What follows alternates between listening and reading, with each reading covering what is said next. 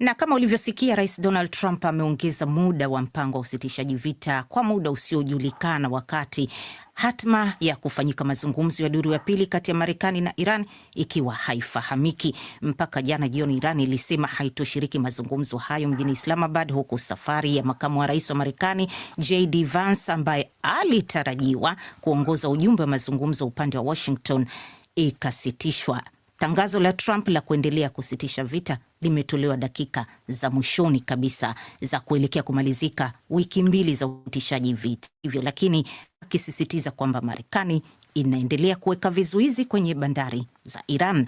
Tunajadili yaliyojiri hapo na wachambuzi wetu kutoka Washington. Yuko mwandishi wa habari wa siku nyingi Abdushakur Aboud, na huko Zanzibar naye tunaye mchambuzi wa siasa za Iran na Mashariki ya Kati ambaye pia ni mwandishi habari Abdul Fattah Musa. Makazi yake yeye huyu ni Tehran kwa kawaida, na mjini Berlin nimemwalika mchambuzi wa masuala ya kidiplomasia Dr. Harrison Mwilima. Karibuni nyote, naambiwa tayari mko tayari kabisa kwenye mjadala huu.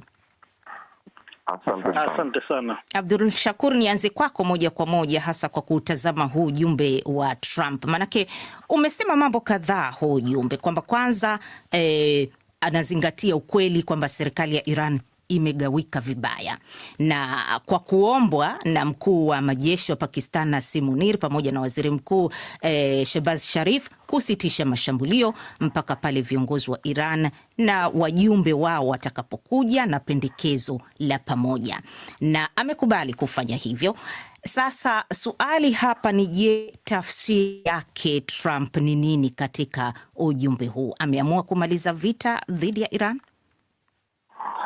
Kwa hakika Trump, kama tunavyojua, kwa muda hivi sasa amekuwa akitafuta njia kujiondoa katika vita hivi vya Iran, lakini alikuwa hapati nafasi. Lakini hii sasa inaonyesha wazi kwamba anataka kuondoka katika mapambano hayo, manake kuna hasara nyingi ambazo zinapatikana katika upande wa kisiasa, kijeshi na kiuchumi.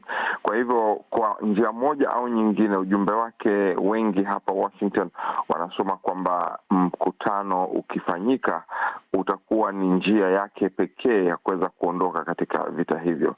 Kwa hivyo nafikiri ni ujumbe ambao unaonekana wazi, lakini kitu kinachoonekana na kinasemekana hapa, ingawa amesema Iran imegawika au serikali haina mtu wa kuzungumza naye, yeye anasema hivyo, lakini anaacha kutambua kwamba ujumbe wa Marekani vile vile ulikuwa unaleta matatizo. Iran ilitoa sharti kwamba itakwenda katika mazungumzo ikiwa tu kuna mkataba au mswada wa mkataba wa kuzungumzia masuala muhimu. Lakini Abdushakur, kidogo katika hili suala zima la kwamba akitafuta upenyo wa kujitoa katika vita hivi na hili swala la mazungumzo, na ameona ndio wakati mwafaka wa kutokea kwenye vita hivi.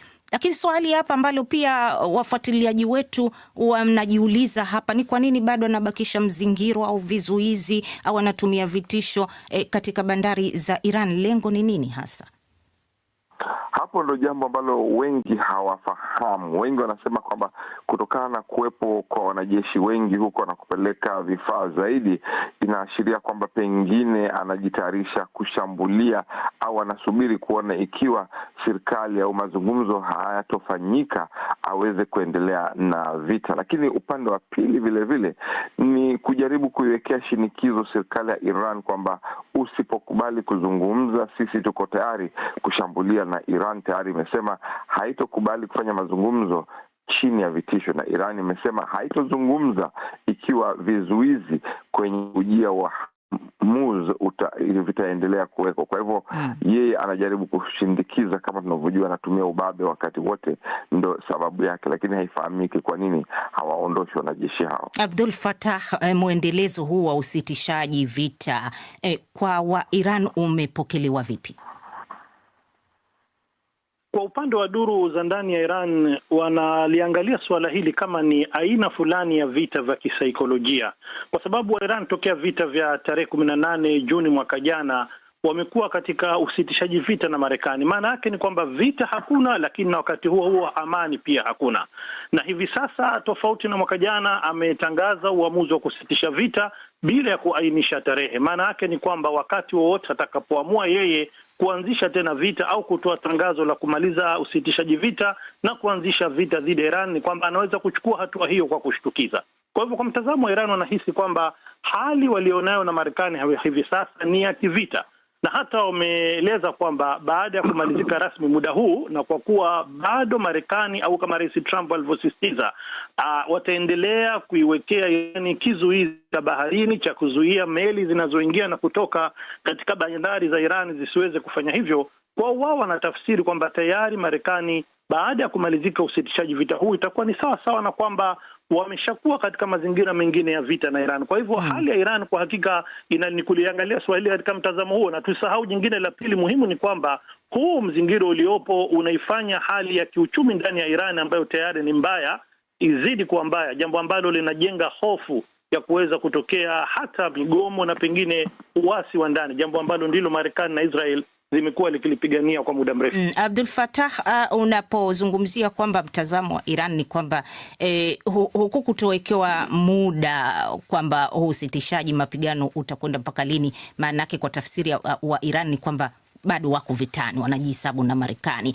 Na tumeona kwamba baada tu ya kutangazwa huu usitishaji mapigano, tumeona Iran imeonyesha uwezo wa makombora yake ya masafa marefu. Huu ni ujumbe kwa Trump?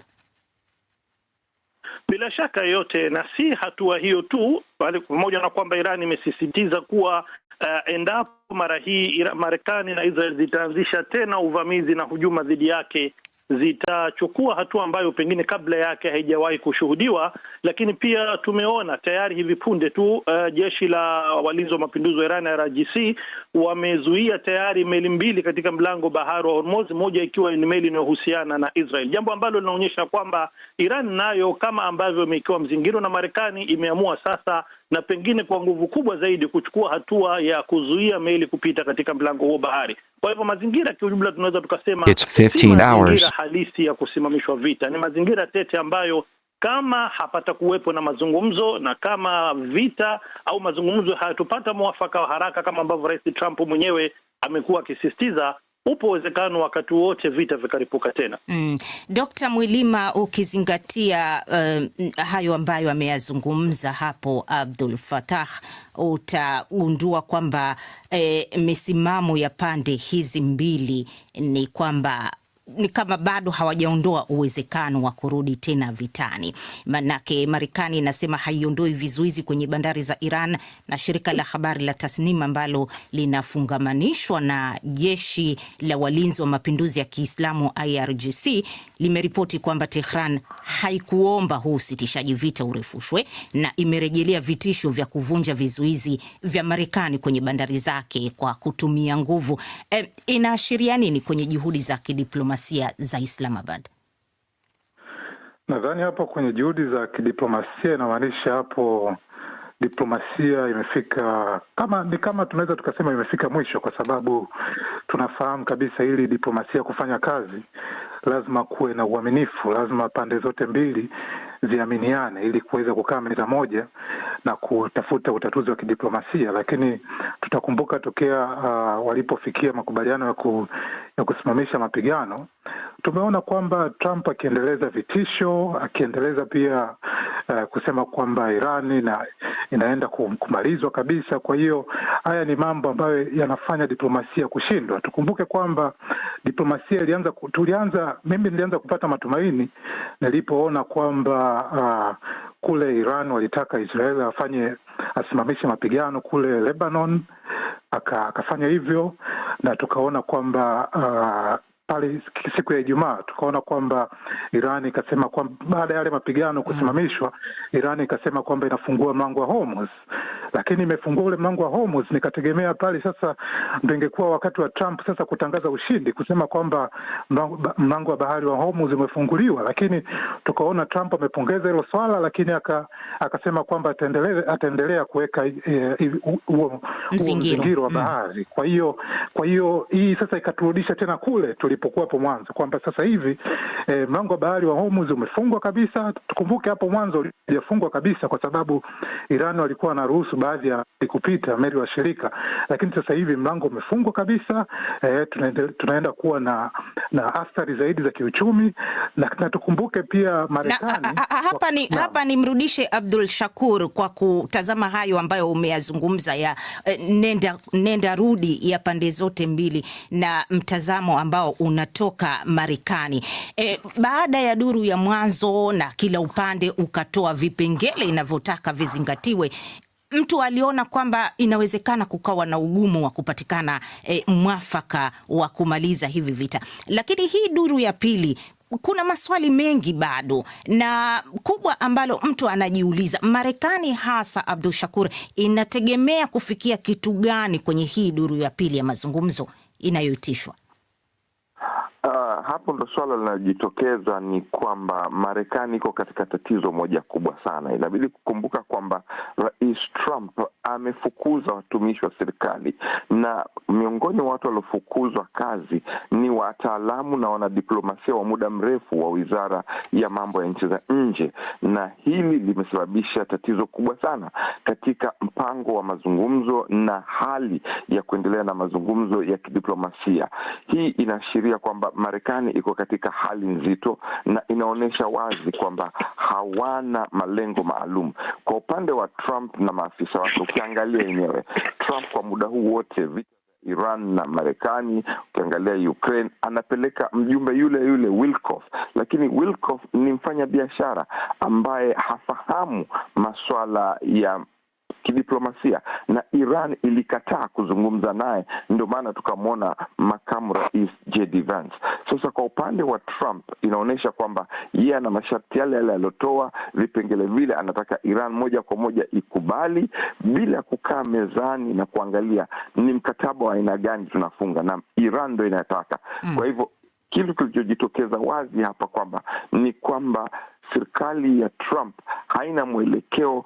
Kama vile ilivyoanza vita, iliingia bila mpango, na hivi sasa kidiplomasia haina mpango maalum wa kuweza kujiondoa au kuendeleza mazungumzo. Abdul Fattah, Abdul Shakur anasema Marekani haina mpango. Sijui kwa Tehran ni vipi? Kwa nini Iran inaonesha kuwa na mashaka kwenda kwenye hii duru ya pili ya mazungumzo? Au madai ya Trump ni kweli kwamba kuna mpasuko miongoni mwa viongozi wa serikali mjini Tehran kuhusu msimamo wa kuchukua kumaliza vita hii?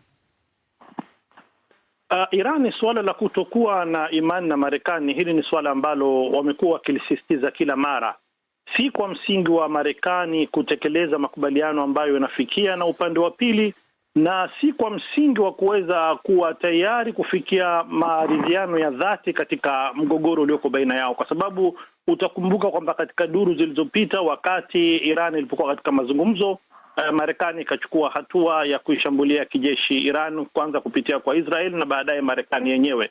Lakini kubwa zaidi kwa sasa, kitu ambacho Iran ina mashaka nacho katika mazungumzo ya sasa ni huu msimamo, kama alivyoeleza Bwana Abdul Shakur, kwamba Marekani imekuwa na msimamo usiokuwa na mwelekeo wa kidiplomasia wa kuwa tayari kwamba kutoa ili ipate. Rais Trump anaposema kwamba msimamo wake ni huo tu, kwamba anataka lazima urani ya Iran iliyorutubishwa kwa kiwango cha 60% itoke ndani ya Iran, na Iran inasema kwamba haiko tayari kuikabidhi urani hiyo, maanake ni kwamba mko kwenye mkwamo ambao hauwezi kupata mwafaka. Kwa hivyo tatizo la msingi, badala ya alivyoona serikali iliyopita Marekani ya Rais Obama, lilikuwa suala ni kwamba Iran itoe dhamana ya kuhakikisha kwamba haiundi silaha za nyuklia, na Iran ikatoa mahakikisho hayo. Shirika la kimataifa la nishati ya atomiki nalo likasimamia swala hilo, na mwafaka ukafikiwa katika JCPOA, ambayo yeye alipoingia madarakani akauchana na kufufua tena mgogoro huu katika sura nyingine. Kwa hivyo Iran kwa sehemu kubwa sana ni kwamba wana hofu hiyo kwamba hata hivi sasa endapo watafikia mwafaka na Marekani au na serikali ya Rais Trump, hakuna dhamana ya kiwango. Wanataka hakikisho la msingi zaidi kuona kwamba kitakachokubaliwa kitatekelezwa kweli, na kwamba kweli hasa makubaliano hayo yataweza kufikiwa. Muda wetu umebaki kidogo kabisa, dakika kama 3 hivi. Dr. Mwilima, nije kwako, na hasa kwa kuzingatia hali ambayo inashuhudiwa mpaka hivi sasa na inavyoonekana kwamba Pakistan, ambayo yenyewe tukiitazama kwa uhalisia ni nchi ambayo ina matatizo yake ya ndani, lakini pia na majirani zake, kwa umbali fulani watu wanaipongeza kwamba imefanikiwa kushawishi usitishaji mapigano kwa mara ya pili kati ya Marekani na Iran. Lakini kwa mtazamo wako na uzoefu wako kwenye masuala ya kidiplomasia, unauamini uwezo wa Islamabad kumaliza vita hivi? Tatizo sio uwezo wa Islamabad. Tatizo ni pande mbili ambazo zinataka kuletwa pamoja kufanya hayo majadiliano, kwa sababu Islamabad imeonekana ni sehemu nzuri ambapo Marekani na Iran wote wanaiamini. Lakini sasa tatizo lililopo ni kwamba hizi pande zote mbili, ukiangalia matakwa yao yapo mbali sana. Tukumbuke kwamba Iran imesema kwamba inataka kutolewa vikwazo.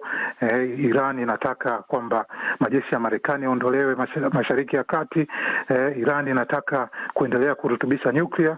Lakini tukiangalia Marekani inatoa matakwa ambayo inavyoonekana, kwa sababu katika swala zima la kidiplomasia lazima mtu apate kitu, lazima mtu akose kitu. Lakini sasa tukiangalia kwa Marekani, inaonekana Marekani yeye anataka kupata tu, lakini hataki kutoa chochote. Sawa. Ndio changamoto ambayo tunaiona kwa Donald Trump. Sawa. Yuko Rashid upande wa pili kule, labda tupate swali moja au mtazamo mmoja wa maoni kutoka kwa msikilizaji. Kusema kweli ni haya ambayo yanazungumziwa zaidi kuhusiana na vitisho na mashaka kuhusu juhudi za Pakistan kwenye huu mzozo. Na mnaweza kusomea maoni ya mtu mmoja, Musa Zuberi Kabumai, yeye yuko Chanika kule Dar es Salaam, Tanzania. Anasema hadhani kama jitihada za upatanishi za Pakistan zitazaa matunda. Na nimalizie kwako tena, Dr. Mwilima, bado diplomasia inaweza kuweka matumaini kwenye vita hii? Kwa upande wangu, kwa jinsi ninavyoona sasa hivi, inawezekana kwamba sasa hivi tunabaki kwenye hali hii kwamba mapigano yamesimamishwa, hakuna mkataba wowote. Iran inaendelea kucontrol pale Strait of Hormuz. Sasa hatujui kwamba Iran itadili vipi sasa na huo mzingiro ambao umewekwa na Marekani. Kwa hiyo nadhani tunarudi pale kwenye hali ambayo haijulikani ni nini kitakachotokea, kwa sababu kama diplomasia nadhani mpaka sasa hivi imeshindikana. Asante. Dr. Mwilima ni mchambuzi na mtaalamu wa masuala ya kidiplomasia kutoka huko Berlin. Katika mjadala huu pia asante sana Abdul Shakur Abud, ni mwandishi wa habari wa siku nyingi kutoka huko Washington, lakini pia shukran sana Abdul Fatah Musa, mwandishi wa habari na mchambuzi wa siasa.